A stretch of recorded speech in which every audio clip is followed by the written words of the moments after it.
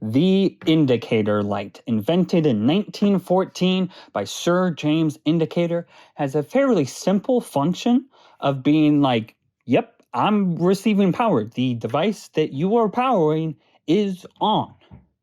Now, the problem with that is in at least a few situations, it's extremely annoying and highly distracting. That being things like watching a movie, playing a game, or trying to go to sleep. You know, the situations you mostly want darkness. So here, let's go around everything in my room that has these stupid ass indicator lights and see how many of them through software or something I can turn off, which is what every device with a freaking indicator light should let you do, so that they're not so freaking distracting. But no, they can't add a little setting or a switch or something to let me turn them off. So in a lot of cases, what I've had to do is just put some electrical tape over it.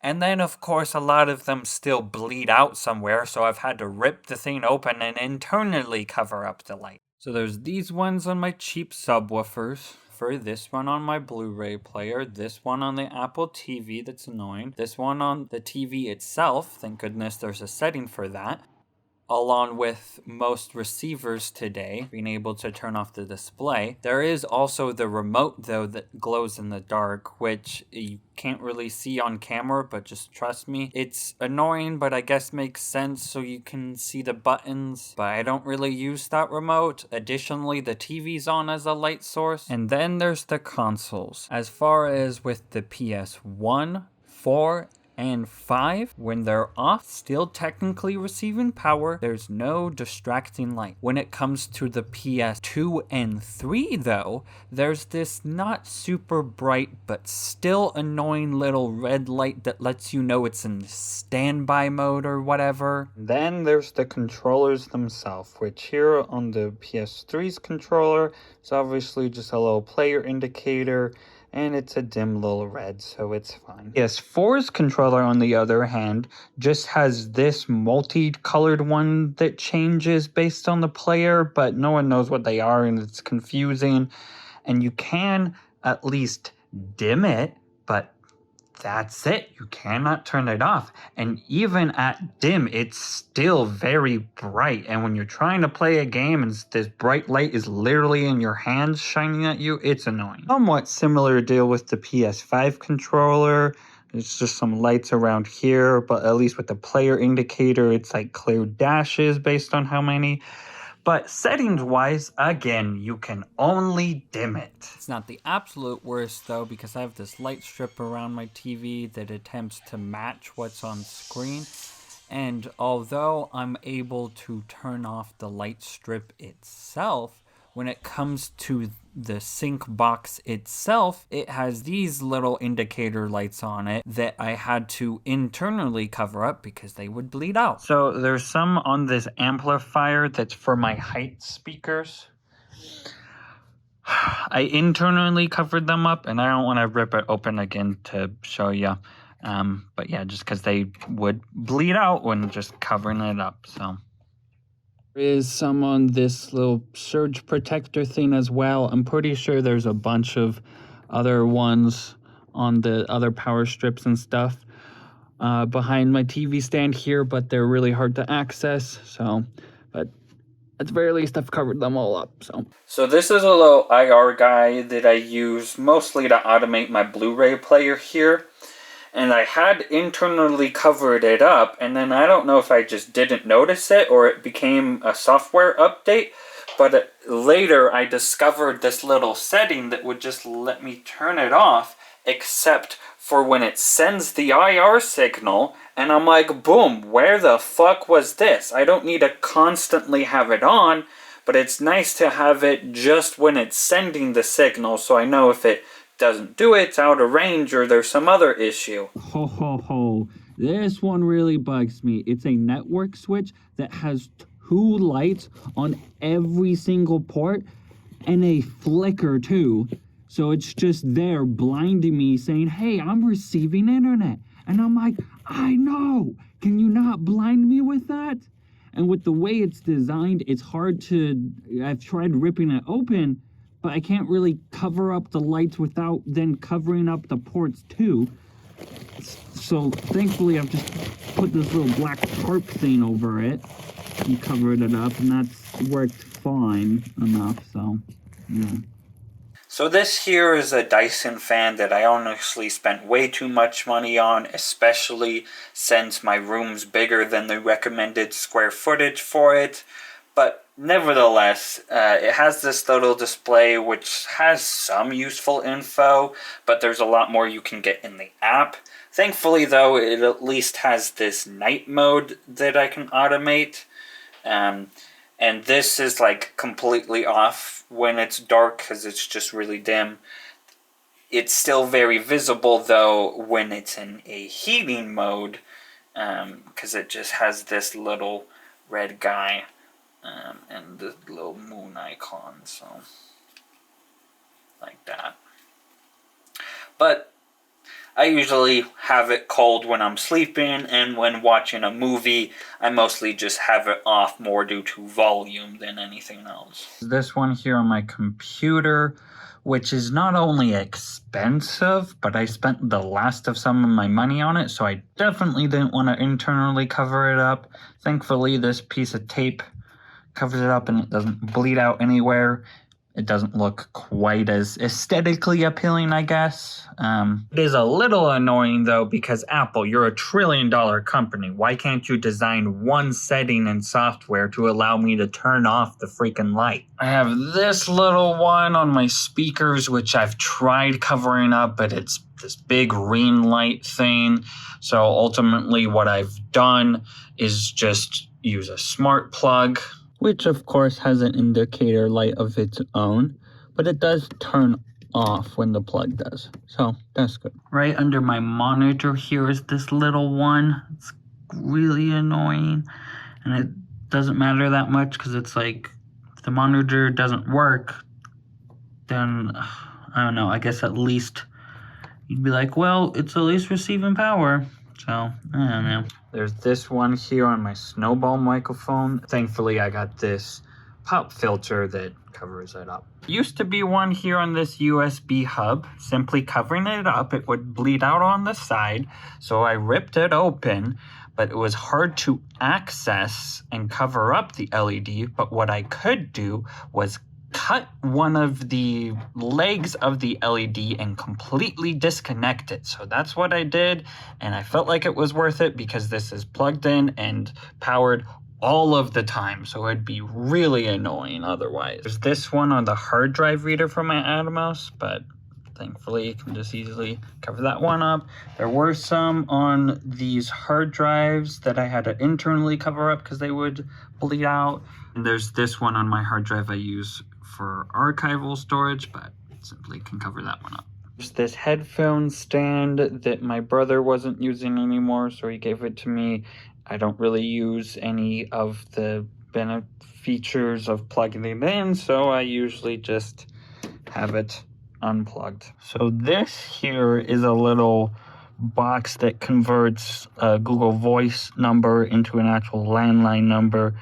Just kind of a fun thing I have because of this old landline phone. Each of these kind of have a use. One's power, one's receiving like the internet, and then the other's that it's sending it to the phone. But yeah, it kept like bleeding out various places. So I had to internally cover that one up. And then there was still like little bits that bled out, so then I had to cover that up. That's why there's tape like all over it.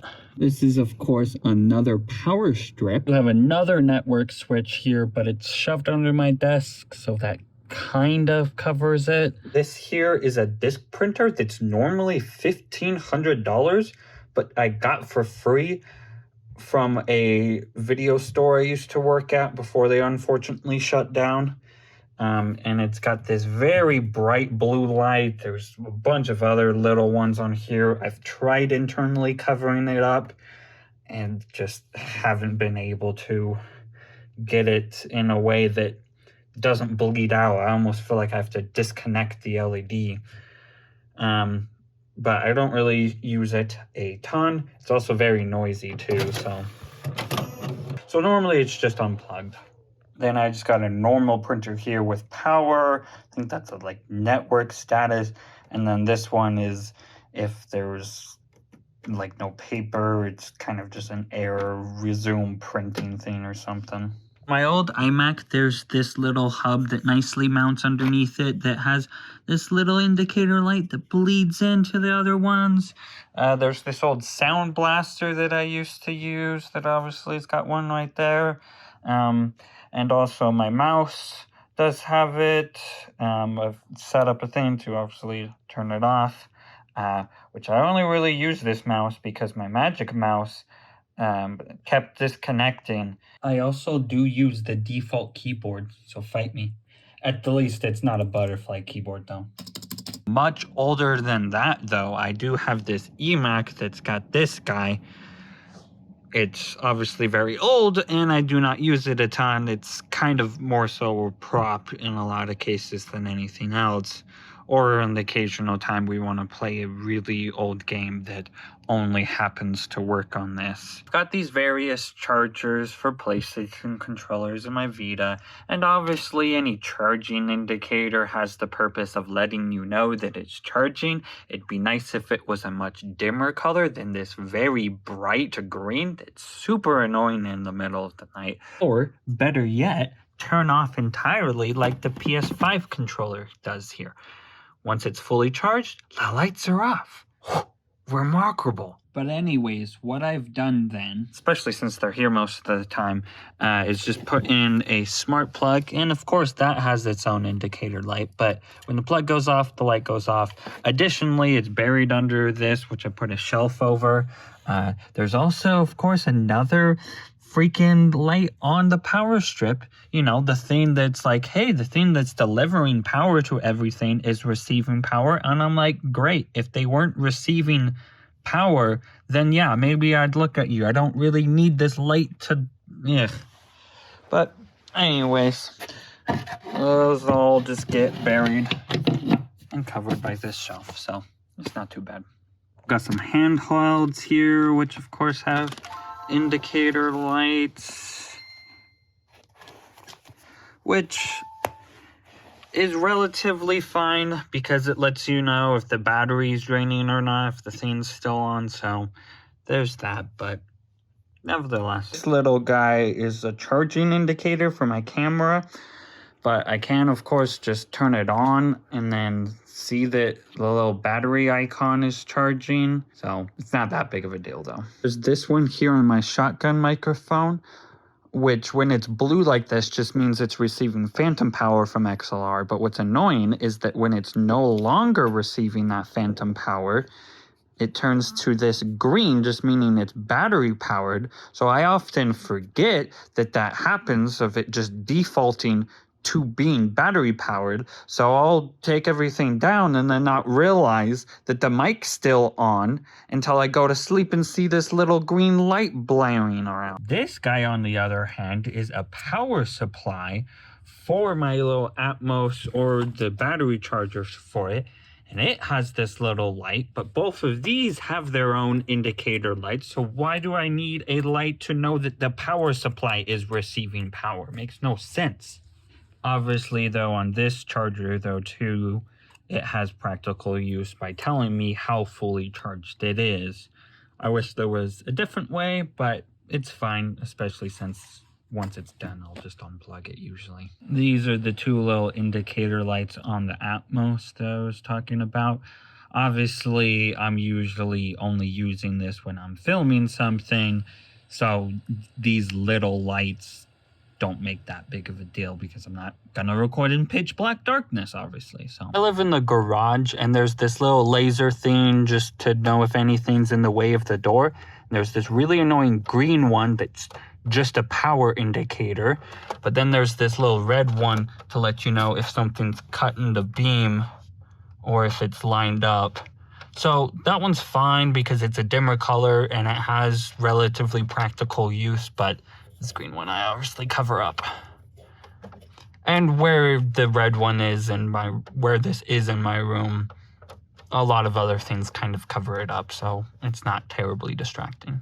This guy on the garage door opener Had to internally cover that up. So this here is about the only thing that has some indicator lights that I don't cover up because they all have a relatively practical use.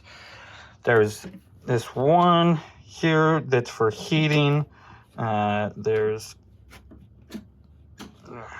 that one that's for cooling. And then there's another one right there that's for when the water is low. And they're not terribly bright when they are on, nor are they on that much, so it's fine. And I do have a HomePod that has that, and this Google speaker. But anyone that has smart speakers knows that they get falsely triggered a lot. And so at one point I just turned off the microphone. But then it has these. By the way, the mic's off. Yes, okay, I'm aware. Slide the switch. Yeah, I just did it. But it has these orange lights that are just constantly on, letting you know the mic's off. And I thought I found a setting, but I think it doesn't apply for when the mic's off. So that's annoying. Back here is a GFCI outlet that has a little thing on it. You can see I tried covering it up, but it didn't work perfectly. It's buried deeply behind this freezer and stuff, so it's not too bad.